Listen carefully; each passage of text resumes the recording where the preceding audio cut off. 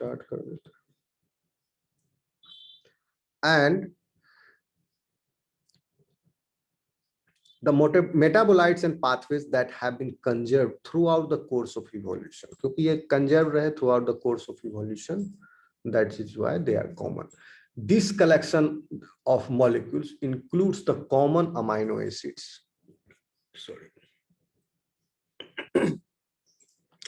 nucleotides, sugars, and their phosphorylated derivatives, and mono, di and tri carboxylic acid. तो छोटे छोटे जो molecules हैं, इंटरमीडिएट्स हैं, मेटाबोलाइट्स हैं, प्राइमरी मेटाबोलाइट, सेकेंडरी मेटाबोलाइट, जो छोटे छोटे मॉलिक्यूल हैं, माइक्रो मॉलिक्यूल्स हैं, ओके, मैक्रो मॉलिक्यूल नहीं, माइक्रो मॉलिक्यूल है.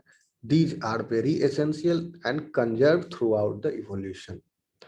The molecules may be polar, और ये सब मॉलिक्यूल कौन कौन है? अमाइनो एसिड, न्यूक्लियोटाइड, सुगर्स है, बहुत तरह का, फॉस्फोराइलेटेड डेरिवेटिव्स हैं इस सब के, अमाइनो एसिड्स के, न्यूक्लियोटाइड के, सुगर के, फिर उनके भी mono, di and tri carboxylic derivatives हो सकते हैं. ओके, तो इस सब की वजह से ये मेटाबोलाइट्स पोलर भी हो सकता है, चार्ज भी हो सकता है, and water soluble also. Polar है, चार्ज है, तो वाटर सोल्यूबल होगा ही, और हाइड्रोफोबिक नहीं होगा. ठीक है, इस हाइड्रोफोबिक इसलिए नहीं लिखा क्योंकि कार्बन एटम जब संख्या बढ़ते जाते हैं तो हाइड्रोफोबिसिटी बढ़ती जाती है. ये बात आप, एक बेसिक रूल है. जैसे as the number of carbon increases, hydrophobicity of that molecule also increases. But जो छोटे मॉलिक्यूल्स हैं उसमें कार्बन नंबर कम है. ठीक है, कम है कार्बन नंबर, 500 और 500 के बीच में इनका रिलेटिव मॉलिक्यूलर वेट मास है, कार्बन नंबर कम है.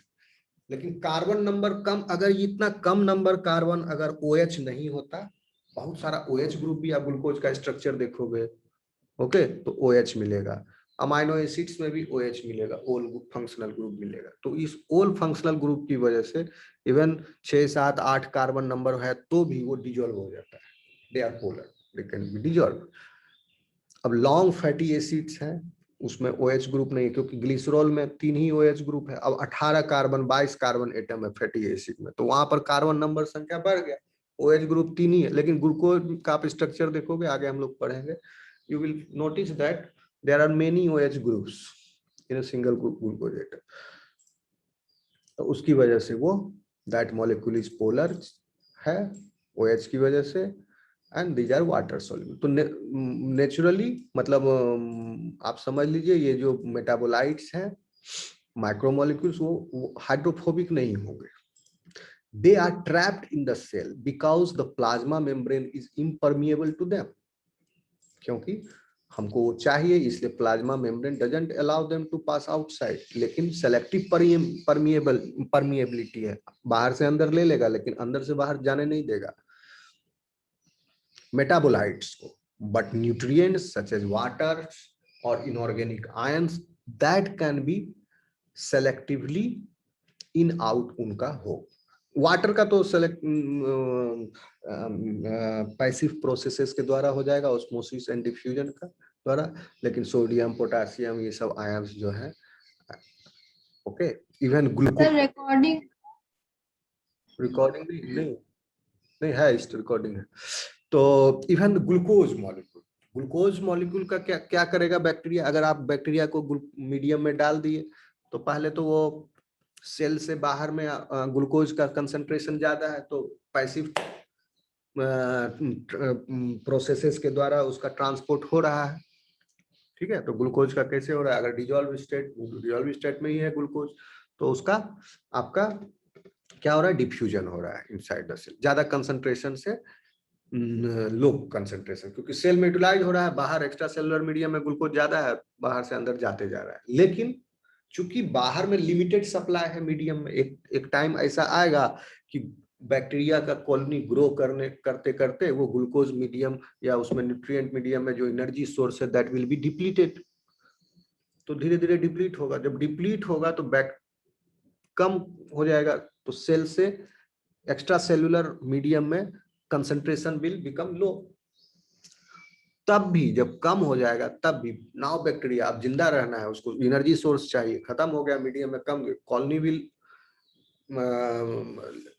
Will not divide rapidly, but still bacteria will survive, वो क्या करेगा, अब एक्टिव ट्रांसपोर्ट करेगा against the concentration gradient of glucose. Along with the concentration gradient of glucose, कोई एनर्जी खर्च नहीं हो रहा था, ज्यादा मात्रा में था, सिंपल डिफ्यूजन से हो रहा है। जब कम हो गया तो एक्टिव करने लगा। तो प्लाज्मा मेम्ब्रेन का काम है यही कि रोक के रखा, अगर कंसंट्रेशन ग्रेडियंट है तो passive processes like diffusion and osmosis. Osmosis किसका हो रहा है, वाटर का। डिफ्यूजन किसका हो रहा है, सॉल्यूट का। ओके, गैसेस का भी डिफ्यूजन हो रहा है। तो गैस जब O2 एंड CO2 की बात करेंगे तो O2 और CO2 का ऑस्मोसिस नहीं हो रहा है। हालांकि ये सब हायर कंसंट्रेशन से लोअर कंसंट्रेशन की ओर जा रहे हैं पार्टिकल्स, इवन ऑस्मोसिस में भी हायर कंसंट्रेशन से लोअर कंसंट्रेशन में जा रहा है। बट ये टर्म है, आप ये समझिए, ऑस्मोसिस जब भी हो रहा है तो हम क्या समझेंगे मन में कि यहाँ पर वाटर का इन आउट हो रहा है। ओके, सिर्फ वाटर और दूसरा कोई लिक्विड नहीं, क्योंकि वाटर ही यूनिवर्सल सॉल्वेंट है, सेल में मिलता है। साइटोसोल का भी कंटेंट वाटर ही है। ओके, पेट्रोल डीजल तेल का ऑस्मोसिस नहीं हम कहेंगे, ठीक है। तो वाटर का हायर कंसंट्रेशन से लोअर कंसंट्रेशन, और जब सॉल्यूट की बात करेंगे तब उसको हम कहेंगे डिफ्यूजन, हायर कंसंट्रेशन से लोअर कंसंट्रेशन। तो ये टर्म भी आप समझ लीजिए। तो हो गया, they are trapped in the cell because of the plasma membrane. ये गेट है, इसी के थ्रू अब अगर अलोंग कंसंट्रेशन ग्रेडियंट है तो प्लाज्मा मेम्ब्रेन अब अलाउ किए हुए और सेल के लिए रिक्वायर्ड है that substance, suppose for example glucose, water, ये सब तो लॉन्ग कंसंट्रेशन ग्रेडियंट ये आ रहा है, कोई एनर्जी खर्च करने की जरूरत नहीं है। प्लाज्मा मेम्ब्रेन अलाउ किया, अगर बाहर पानी घट गया या ग्लूकोज घट गया या न्यूट्रिएंट घट गया तो अब उसको चाहिए बॉडी सेल को, तब वो एक्टिव करने लगेगा, एनर्जी खर्च करके भी, अगेंस्ट एटीपी खर्च करके against concentration gradient. Plasma membrane का काम है। तो प्लाज्मा मेम्ब्रेन क्या कर रहा है, एक पूरे सेट ऑफ मेटाबोलाइट्स को, एक सेल के अंदर हजारों मेटाबोलाइट्स है, 100 से 500 के बीच का रिलेटिव मोलिकुलर मास का 1000 डिफरेंट तरह के मेटाबोलाइट्स हो सकते हैं, डिफरेंट। वो सब पूरा मेटाबोलाइट का जो कलेक्शन है that is present in a cell, that is called as मेटाब्लोम। मेटाब्लोम कहते हैं जितने भी metabolites present, but under specific set of conditions. जैसे एक इकोलाई सेल है तो हम कहेंगे कि under 37 degree of the Celsius temperature and at the physiological pH, and ये दो कंडीशंस फिक्स कर दी, एंड विदाउट एंड इन, और मीडियम क्या दिए आप उसको ग्रो कर, किसमें ग्रो कर रहा है वो, न्यूट्रिएंट मीडियम क्या है उसमें। Okay, and this is the nutrient medium, the composition of the nutrient medium. हो सकता है आपका न्यूट्रिएंट मीडियम में कोई ड्रग एडेड हो जिसका आप इफेक्ट देखना चाहते हैं कि ये दवाई हम मान लो स्ट्रेप्टोमाइसिन ड्रग है, रिकॉम्बिनेंट डीएनए टेक्नोलॉजी में ये सब काम करते हैं। प्लाज्मिड में स्ट्रेप्टोमाइसिन का सेंसिटिविटी का होता है जीन, अगर जीन है तो the bacteria will survive. If the gene is not there, bacteria will be susceptible to the that आपका क्या बोल रहा है, एंटीबायोटिक, स्ट्रेप्टोमाइसिन एंटीबायोटिक। तो न्यूट्रिएंट सेट ऑफ कंडीशन, एक तो टेम्परेचर, पीएच कर दिए, फिर न्यूट्रिएंट मीडियम में क्या, सिंपल न्यूट्रिएंट मीडियम है, उसका खाना है, बाकी कुछ हम टेस्ट नहीं कर रहे हैं किसी ड्रग का या कोई कंपाउंड का इफेक्ट, तो हम सिंपल मीडियम। तो ये स्टैंडर्ड सेट ऑफ कंडीशन हो गया। ये स्टैंडर्ड सेट ऑफ कंडीशंस देने के बाद ई कोलाई के अंदर कितने मेटाबोलाइट्स उत्पन्न हुए, बन रहे हैं, बीच बीच प्रोसेसेस में भाग ले रहे हैं, एक का प्रोडक्ट दूसरे का सबस्ट्रेट है, एक का सबस्ट्रेट किसी तीसरे का प्रोडक्ट है। ओके, और ये सब मेटाबोलाइट्स, एंजाइम अलग है, एंजाइम मत समझो, एंजाइम अलग है, एंजाइम बड़ा मॉलिक्यूल है, मैक्रो मॉलिक्यूल है। मेटाबोलाइट्स जो है एंजाइम का सबस्ट्रेट है या प्रोडक्ट है। समझ में आ रहा है आपको?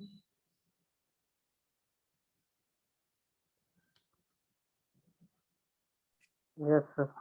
Yes sir. Yes sir. Yes sir.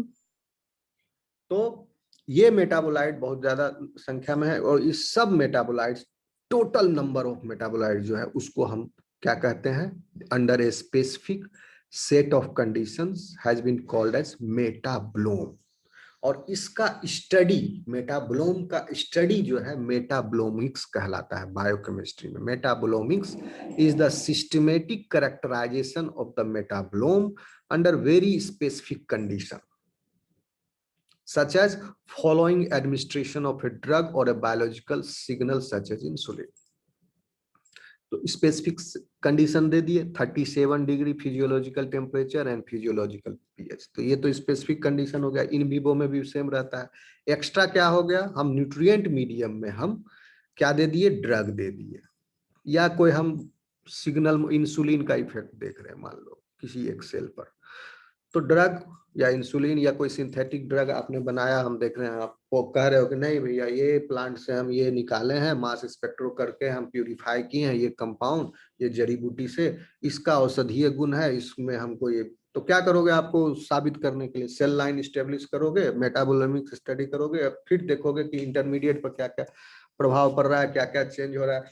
Scientifically prove करने के लिए आपको you will have to go through the metabolomics of that, तब जाकर के आप साबित करोगे, तब आपको कोई मानेगा। ऐसे झूठ फूस का आजकल काढ़ा बनाते रहता है, ये मिला के वो बना दिया, इसको पीने से होता है। कोई भी प्लांट प्रोडक्ट आप लोग कुछ ना कुछ तो फायदा करेगा ही, नुकसान थोड़े करेगा, फायदे करेगा। लेकिन एग्जैक्ट कोई कहे कि भैया ये खाने से ये चीज हो जाएगा, वो हम उतना नहीं मानते हैं।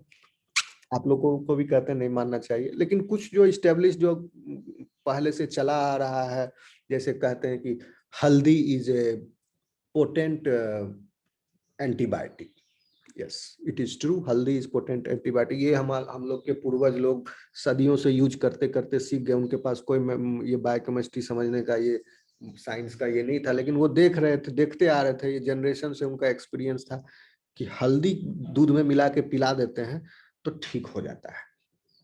तो ठीक है, और ये it has been found it is a potent antibiotic. या तुलसी, बेसल, उसमें क्या है, आपके सीलिया जो होते हैं रेस्पिरेटरी ट्रैक, उनको शांत कर देता है, एक्टिवेटेड सीलिया को तो कफ वफ आपका चला जाता है।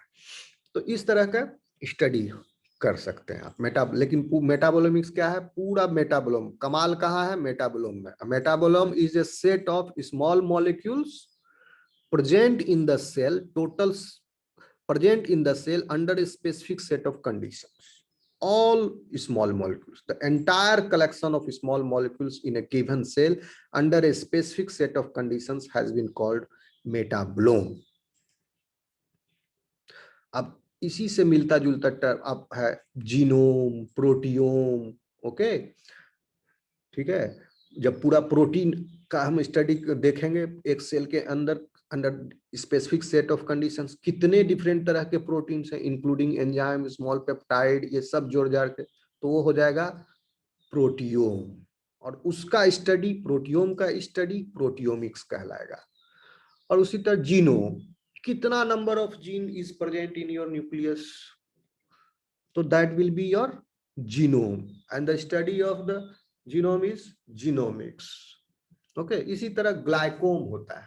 ग्लाइकोम, कितना number of carbohydrates is present, different types of carbohydrates are present in the cell.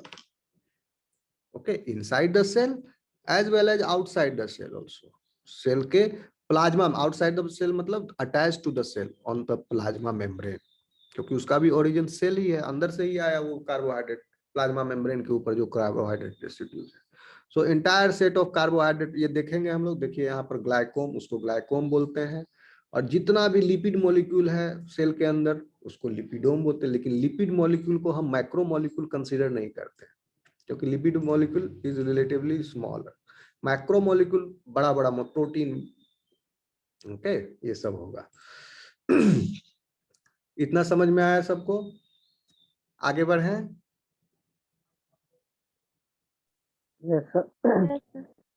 Yes sir.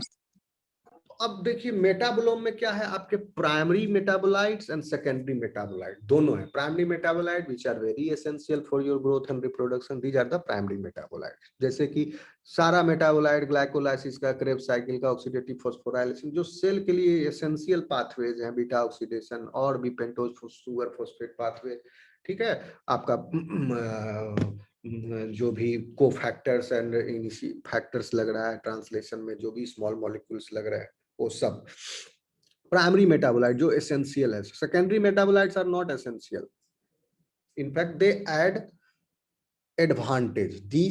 There are other small biomolecules also apart from the primary metabolites specific to certain type of cells or organisms.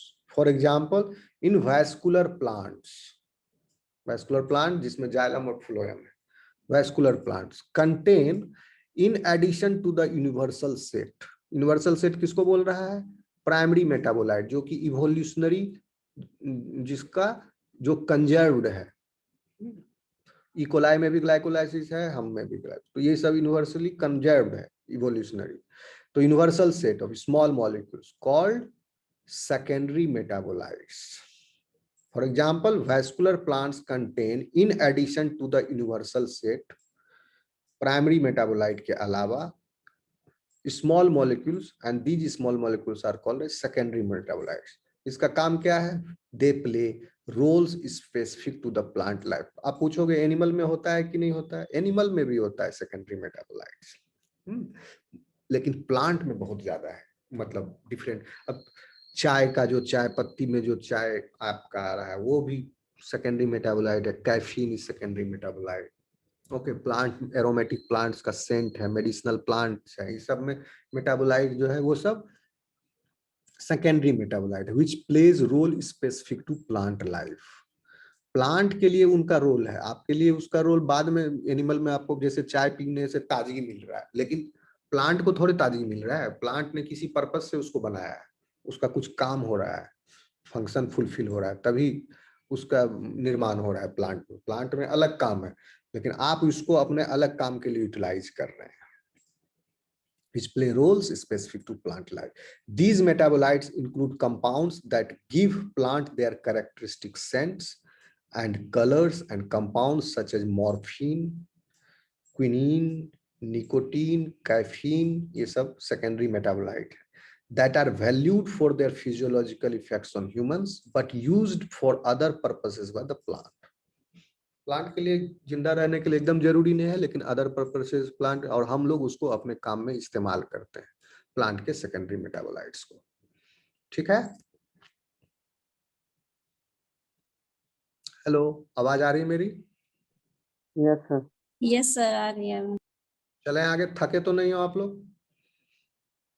No sir. अब देखिए, अभी तो ये हम बात कर रहे थे माइक्रोमोलिक्यूल्स जो सेल्स के अंदर है. माइक्रोमोलिक्यूल्स में प्राइमरी मेटाबोलाइट, सेकेंडरी मेटाबोलाइट देखे. अब आते हैं macromolecules are the major constituents of the cells. How? Because many biological molecules are macromolecules. Biological molecules are both macromolecules and micromolecules, but many of them are macromolecules. And these macromolecules are polymers with molecular weights above 5000. Relative molecular mass जो है 5000 से ऊपर हो, उसको macromolecule बोलेंगे. इसीलिए lipid को macromolecules consider नहीं करते. इसका मॉलिक्यूलर मास जो है 5000, कुछ लिपिड का होता है ज्यादा, लेकिन बहुतों का 5000 से नीचे है, इसलिए लिपिड माइक्रोमोलिक्यूल है. अब लिपिड में जो वैक्स है, वैक्स वगैरह, वो सबका मॉलिक्यूलर वेट होगा 5000 से ज्यादा. कैलकुलेट नहीं किए, करना पड़ेगा देखने के लिए. That are assembled from relatively simple precursors. तो ये सब मैक्रोमोलिक्यूल किसको कहे? जिसका 5000 डाल्टन, समझ लीजिए ये रिलेटिव है इसलिए यूनिट नहीं दिखा, 5000 डाल्टन यानी 5 किलो डाल्टन से ज्यादा हो molecular weight, and they are assembled from relatively simple precursors, यानी मोनोमर से सब बने हैं, simple precursors. Shorter polymers are called oligomers, यानी जिसमें कुछ मोनोमर्स हैं उनको ओलिगोमर्स बोलते हैं. 1 से 8 पॉलीमर अगर है तो oligomer. Proteins, nucleic acid and polysaccharides are macromolecules composed of monomers with molecular weights 500 and less. देखिए लिपिड को नहीं रखा, protein, nucleic acid and polysaccharide को मैक्रोमोलिक्यूल बोले. इवन हम यहाँ कार्बोहाइड्रेट नहीं कह रहे हैं, क्योंकि कार्बोहाइड्रेट में सिंपल शुगर भी आएगा, ग्लूकोज भी आएगा, तो वो तो मोनोमर है। कार्बोहाइड्रेट में भी पॉलीसेकेराइड टाइप ऑफ जो कार्बोहाइड्रेट है, they are the macromolecules, and all nucleic acids are macromolecule, and nearly all proteins जो है आपका मैक्रोमोलिक्यूल है। लेकिन कार्बोहाइड्रेट के सिर्फ पॉलीसेकेराइड और macromolecule, composed of monomers with molecular weight 500 और लेस। तो इनके मोनोमर यूनिट का जो है क्या है, मॉलिक्यूलर वेट 500 या 500 से कम है। हम क्या देख रहे थे कि प्राइमरी मेटाबोलाइट जो था उसका भी क्या रेंज था, 100 से 500 के बीच में। तो ये जो मोनोमर्स है, these monomers are primary metabolites. Synthesis of macromolecules is a major energy consuming activity of cells. ये पॉलीमर का सिंथेसिस होने में बहुत ज्यादा एनर्जी खर्च होता है। आपको अगर याद हो, रेप्लिकेशन ट्रांसक्रिप्शन पढ़ाए होंगे तो आप, for every nucleotide addition 1 ATP was required, और उस एटीपी का 2 एनर्जी रिच बॉन्ड ब्रेक होता था, यानी आप समझ लीजिए 2 एटीपी मॉलिक्यूल कंज्यूम हो रहा था। तो this is very energy consuming activity, synthesis of the polymer from the monomers. Macro, और बहुत ज्यादा एनर्जी सेल का इसी पर खर्च होता है सबसे ज्यादा। Macromolecules themselves may be further assembled into supra molecular complex. दिखाए थे लास्ट क्लास में, मैक्रोमोलिक्यूल फिर सुप्रामोलिकुलर कॉम्प्लेक्स बनता है, सुप्रामोलिकुलर कॉम्प्लेक्स फिर असेंबल होकर, सुप्रामोलिकुलर कॉम्प्लेक्सेस फिर असेंबल होकर के सेल ऑर्गेनेल्स या सेल का निर्माण कर रहे हैं। Okay, forming functional units such as ribosomes. Macromolecule से सुप्रामोलिकुलर कॉम्प्लेक्सेस बन रहा है, जैसे कि राइबोसोम, और सुप्रामोलिकुलर कॉम्प्लेक्सेस से सेल्स बन रहे हैं। Table 1 shows the major classes of biomolecules in E. coli cell. अब देखिए इस टेबल को, टेबल दिख रहा है आपको? Yes, sir. Yes, sir. इससे आपको आइडिया लगेगा कि सेल के अंदर कौन चीज कितना मात्रा में है। देखिए, फर्स्ट ये जो कॉलम है ये आपका कॉन्स्टिट्यूएंट और कंपोनेंट कह लीजिए, सेल के डिफरेंट मॉलिक्यूल है। परसेंटेज ऑफ टोटल वेट, ये परसेंटेज है सेल के कितना परसेंटेज है। तो third column is approximate number of different molecular species, वो कितना नंबर है उसका अलग प्रकार का उसमें, ठीक है। तो सबसे ज्यादा वाटर है, लेकिन वाटर क्या है, बायोमोलिक्यूल है। वाटर ऑर्गेनिक है कि इनऑर्गेनिक है? अरे ये क्या कर दिया, ये कंफ्यूजन हमको भी है, रुको आप सर्च करने दो। वाटर इज इनऑर्गेनिक और ऑर्गेनिक, क्योंकि वाटर में कार्बन नहीं है तो ये इनऑर्गेनिक ही होना चाहिए, लेकिन कुछ कुछ एक्सेप्शन दे दिया है इन लोगों ने। किसको, एनीबॉडी, किसी को नॉलेज है इस विषय में? तब तक मैं सर्च कर लेता हूँ। वाटर इज इनऑर्गेनिक और ऑर्गेनिक। सर ऑर्गेनिक में तो जो मैंने कंज्यूम करने के बाद डिस्ट्रॉय हो जाता है, एनर्जी खर्च होता है, स्पेंड होता है, तो ऑर्गेनिक में आ गया। और डिकेइंग भी होगा। इनऑर्गेनिक में तो डिकेइंग नहीं होगा वो। Sir, water. हम्म, Inorganic है sir. हाँ, water is definitely an inorganic. Organic में कार्बन ही होता है, क्योंकि मुझे लग रहा था कि कुछ जो है इनऑर्गेनिक उसको ऑर्गेनिक में एक्सेप्शनली कंसीडर किया गया, तो नहीं है, इसलिए मैं चेक कर लिया। नहीं, water is definitely an inorganic. तो ठीक है, वाटर तो छोटा मॉलिक्यूल है। ओके, 70% वाटर ही है। और वाटर कितने प्रकार के हैं? एक ही प्रकार का वाटर है ना, सब वाटर H2O ही है। तो वाटर एक तरह का वाटर है, और 70% सेल का वेट वाटर है। प्रोटीन्स जो है बहुत तरह के हैं सेल में। ई कोलाई के अंदर दिखाया 3000 तरह का प्रोटीन है, एंड ऑल प्रोटीन सबका कंबाइंड वेट जो है is a percentage 15% of the cell का वेट है। न्यूक्लिक एसिड, डीएनए का क्या है, 1% है, 1%। तो वाटर और प्रोटीन मिला के 85% हो गया सेल का वेट, 70 + 15। डीएनए कितना है 1% ऑफ द सेल वेट। और डीएनए इसमें कितना तरह का हो सकता है इकोलाई में, 1 से 4, यानी एक तो निश्चित ही है आपका सेलुलर डीएनए जो है, जो न्यूक्लियोइड रीजन में है इकोलाई का अपना जीनोम, और in addition to that plasmid भी हो सकते हैं, 1 2 3 4 एक्स्ट्रा, तो इसलिए लिखा है 1 से लेकर 4 तक डीएनए मॉलिक्यूल्स हो सकते हैं। तो एक उसके अलावा और आरएनए जो है 6% है सेल का। देखिए डीएनए से ज्यादा आरएनए का वेट है, क्योंकि बहुत सारा राइबोसोमल आरएनए स्ट्रक्चर पूरा साइटोप्लाज्म में बिखरा हुआ है। तो इस 6% में सबसे ज्यादा राइबोसोमल आरएनए 6%। और नंबर क्या है, number of different molecular species, 3000 से भी ज्यादा टाइप का आरएनए हो सकता है, अलग अलग तरह के आरएनए। 3000 क्या, 3000 से भी बहुत ज्यादा तरह के हो सकते हैं, क्योंकि पहले तो आप यही निकाल लीजिए, प्रोटीन ही जब 3000 तरह का है तो 3000 तरह का तो एक तरह मैसेंजर आरएनए ही हो गया, प्लस ट्रांसफर आरएनए हो गया, इतने सारे सबका एंटीकोडोन डिफरेंट डिफरेंट रीजन है। फिर आपका राइबोसोमल आरएनए डिफरेंट तरह का, इसलिए लिखा है more than 3000 types of RNA.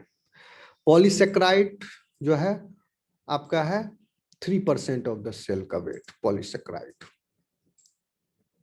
ठीक है, कार्बोहाइड्रेट। तो कितने different 10 different types of polysaccharides are found in E. coli. Lipids are 2%, 20 different kinds of lipids. Monomeric सभी, अब ये देखिए ये चारों हो गया आपका, क्या तीनों हो गया, protein, nucleic acid and polysaccharide macromolecule. और लिपिड को अब समझ लीजिए intermediate, and monomeric and intermediate metabolites are the micromolecules. और इनऑर्गेनिक आयन भी कम, सबसे छोटा। तो लिपिड दो तरह 2% है, 20 तरह के हैं। मोनोमेरिक सब यूनिट्स और इंटरमीडिएट्स कितना होता है, पूरा परसेंटेज कितना है 2% सेल के वेट का, और 500 अलग अलग तरह के इंटरमीडिएट और मोनोमेरिक सब यूनिट्स है। 500 के हमको लगता है ये और ज्यादा होना चाहिए। Inorganic ions 1% and 20 different types of inorganic ions are involved. ठीक है, क्यों 20 इनऑर्गेनिक आयन 20 डिफरेंट टाइप का एलिमेंट हम आपको पता ही थे, कितना एलिमेंट जरूरी था, 30 के लगभग, 90 में से 30 के लगभग एलिमेंट्स है। तो इनऑर्गेनिक आयन कितना हो गया, उतना ही लगभग। इसमें इनऑर्गेनिक कौन नहीं है, कार्बन नहीं है इनऑर्गेनिक, उसको निकाल दो, बाकी सब इनऑर्गेनिक ही कंसीडर करोगे।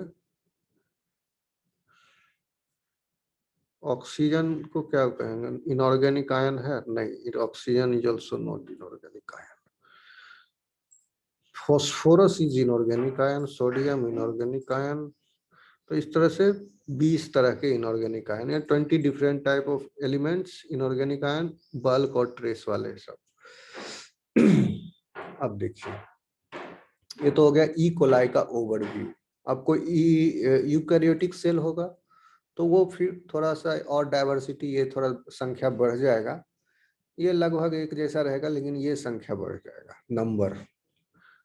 ओके, तो प्रोटीन्स अब क्या है, अब एक एक करके देखते हैं। इसमें से प्रोटीन क्या है, न्यूक्लिक एसिड क्या है, छोटा छोटा पॉलीसेक्राइड क्या है, लिपिड क्या है, मोनोमेरिक सब यूनिट, ये सब क्या क्या है, one by one. Proteins are long polymers of the amino acids, okay, and they constitute the largest fraction besides the water of the cell.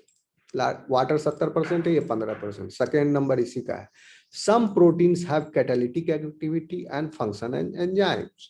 Others serve as structural elements, signal receptors or transporters that carry specific substances into or out of the cells. Protein बहुत तरह के हैं, enzyme है, signal receptor, surface bound, structural elements, ये सब अलग अलग तरह के प्रोटीन्स हैं, 15% है टोटल। Proteins are perhaps the most versatile of all biomolecules. सबसे ज्यादा प्रोटीन वर्सेटाइल है क्योंकि इसमें 20 अमाइनो एसिड्स है, तो उसका कॉम्बिनेशन परमुटेशन लगाओगे तो billions of types of proteins can be produced. और लेकिन अल्फाबेट यहाँ डीएनए में 4 न्यूक्लियोटाइड ही है।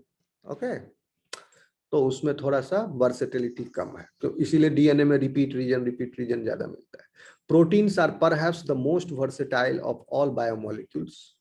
A catalog of their many functions would be very long.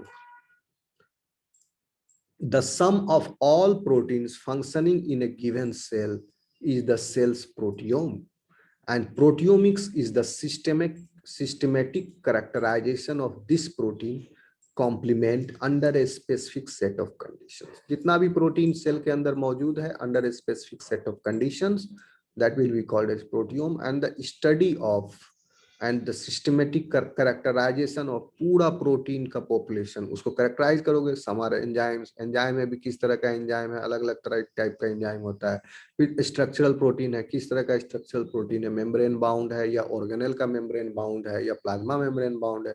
इस तरह से अलग सिग्नल रिसेप्टर है, किसका receptor, plasma membrane receptor, organelle cell receptor है, अलग अलग तरह का, या इंट्रासेलुलर रिसेप्टर है। इस तरह से कैरेक्टराइज करके सारे प्रोटीन का study is called as proteomics, is the systematic characterization of this protein complement under specific set of conditions। मतलब under specific set of condition, under fixed pH, temperature और nutrient medium में कुछ अगर specific component आप डाले हैं जिसका study करना है, लाइक ए ड्रग और एनी सिग्नल मॉलिक्यूल, तो वो कहलाएगा आपका प्रोटियोमिक्स।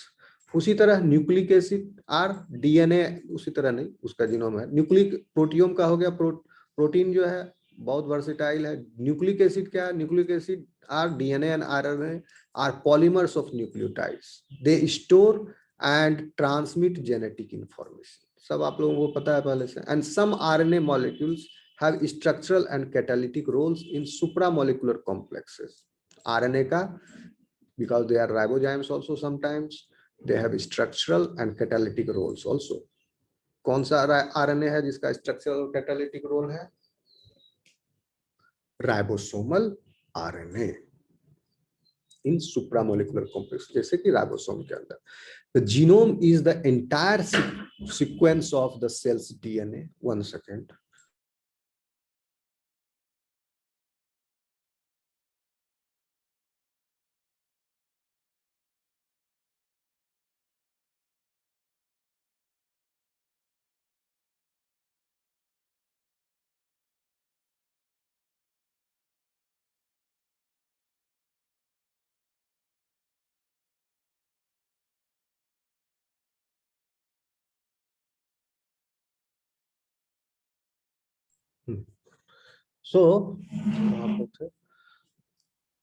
तो जीनोम जो है इज द, ये सारे टर्म से आपको वाकिफ होना चाहिए। जीनोम क्या है, जीनोमिक्स किसको कहते हैं, प्रोटियोम क्या है, प्रोटियोमिक्स किसको कहते हैं, ये सब टर्म आप लोग वाकिफ रहिए। The genome is the entire sequence of the cell's DNA. Okay, अगर जीनोमिक मटेरियल आरएनए है तो आरएनए हो जाएगा, जैसे आरएनए वायरस में कोरोना वायरस जैसे है, तो उसका जीनोम जो हो जाएगा entire sequence of the RNA that is present in that virus। and genomics क्या है? genomics is the characterization of the comparative structure, function, evolution as well as mapping of genomes। इसका क्या मतलब हुआ? genomics, genome तो हो गया entire sequence of the cells DNA, genetic material। लेकिन ये पूरा जो जेनेटिक मटेरियल है, इसको जब सीक्वेंस किया गया तो हम, मेरे पास क्या इंफॉर्मेशन है? Just sequence. We do not know कि इसमें कहाँ प्रोटीन है, कहाँ जीन है, कहाँ पर जीन नहीं है। प्रोटीन में तो आप समझ सकते हो कि सब प्रोटीन अलग अलग है, ये एक प्रोटीन हुआ, ये दूसरा प्रोटीन है, ये तीसरा प्रोटीन है, ये हीमोग्लोबिन है, वो एल्बुमिन है, ये इम्यूनोग्लोबुलिन है, ये अलग अलग तरह का प्रोटीन है। लेकिन ये सब प्रोटीन का इंफॉर्मेशन जब जीन से आ रहा है, और जीन डीएनए एक ही है, ऐसा तो नहीं है कि हर जीन के लिए एक डीएनए फ्रेगमेंट है, अलग अलग डीएनए फ्रेगमेंट है और सारा डीएनए फ्रेगमेंट इकट्ठा है सेल के अंदर पैक है, नहीं। एक लंबा डीएनए फ्रेगमेंट है, बहुत ही लंबा, एक क्रोमोसोम का एक डीएनए है, and on that DNA many genes are there, many genes are present. और वो सब कहाँ जीन का बाउंड्री है, कहाँ से शुरू हो रहा है, कहाँ खत्म हो रहा है, ये हम नहीं देख करके पता लगा सकते हैं ऐसे आंख से, unless and until you will utilise some software. तो जीनोम का सीक्वेंस लगा के सॉफ्टवेयर लगा ले, तो एक अप्रोच तो यही होता है, क्योंकि आप जानते हो प्रोटीन ट्रांसलेशन जब भी स्टार्ट होता है तो फर्स्ट अमाइनो एसिड क्या है, मेथियोनिन, और मेथियोनिन का कोड क्या है, AUG। तो AUG जहां भी होगा, AUG ट्रिपलेट, सॉफ्टवेयर बायोइन्फॉर्मेटिक्स जो कर रहे हैं सॉफ्टवेयर में फिक्स है, AUG search AUG codon in all this thing, frame shift possibilities, frame shift windows, AUG codon. तो जितना भी पॉसिबल AUG कोडॉन हो सकता है तीनों फ्रेम में, एक पर्टिकुलर स्ट्रेच ऑफ DNA वो निकाल के दे देगा, भैया हमको 15 गो AUG मिला, यानी पॉसिबिलिटी है कि 15 प्रोटीन इससे इनिशिएशन शुरू हो सकता है ट्रांसलेशन। तो 15 जीन का पॉसिबिलिटी है इसमें हो सकता है, लेकिन जरूरी नहीं कि वो 15 का 15 जीन ही हो। तो जीन के साथ ये प्रॉब्लम है कि हमारे पास एक सीक्वेंस है and we are blind about it. वो सिर्फ लिखा हुआ है ATGC GC PC बोल रहे हैं, ATGC TT, ऐसे रिपीट भी हो सकता है, तो अलग अलग नहीं है, लेकिन प्रोटीन तो अलग अलग है, वहां तो हम पता लगा। तो इसमें कैसे है, आप कर रहे हैं, इसलिए इसका स्टडी जो है बहुत ही ज्यादा इसमें अप्रोच लगाना पड़ेगा आपको। तो क्या अप्रोच है, पहले तो मैप किया गया, मैपिंग ऑफ जीनोम, कहाँ पर पॉसिबिलिटी है जीन का, अगर जीन आइडेंटिफाइड हो गया, वहां से जीन प्रोडक्ट निकल रहा है, तो स्ट्रक्चर अप स्ट्रीम में क्या है, प्रमोटर एलिमेंट है, एनहांसर एलिमेंट है, रेगुलेटर एलिमेंट है, ये सब। तो जीन का स्ट्रक्चर क्या है, वो सारा स्ट्रक्चर और एलिमेंट्स जो है जीनोम में ही मौजूद है, कोई अलग से कोई स्ट्रक्चर नहीं है। DNA के सीक्वेंस में ही दो regulatory elements are inserted, embedded कह सकते हैं, तो इम्बेडेड है। तो स्ट्रक्चर और फंक्शन जीन का, ठीक है, जैसे जेनेटिक वेरिएबिलिटी इम्यूनोलॉजी पढ़ रहे होगे, एक वन जीन मेनी प्रोटीन, पहले क्या थ्योरी था, one gene one product, one gene one enzyme, but now the theory has changed now, one gene can lead to many protein products। तो function क्या है, एंड इवोल्यूशन, क्या evolution है उसका, conserved है क्या, बहुत पहले से चलता आ रहा है, इवोल्यूशनरी कंजर्व है, अब कितना वेरिएशन आया, तो ये सब हम स्टडी करते हैं जीनोमिक्स में, ये पूरा जीनोमिक्स है। ओके, अब क्लास हम एंड कर रहे हैं, मेरे थोड़ा सा काम वाली को दिखना है काम, हम कल फिर क्लास होगी, 8 बज गया। Okay, hello, okay sir. तो ओके सर। हम्म, ओके सर। याद रखना मैंने जीनोमिक्स तक आप लोगों को बता दिया है, उसके बाद यहीं से आगे स्टार्ट करेंगे, फिर नीचे जाएंगे। ओके, तो कल सेम टाइम 6 o'clock आप लोग आइएगा। Okay, bye bye. सर कुछ लोग का नंबर नहीं है, Thank you, वो sir. लोग बोले ना उन लोगों को मैसेज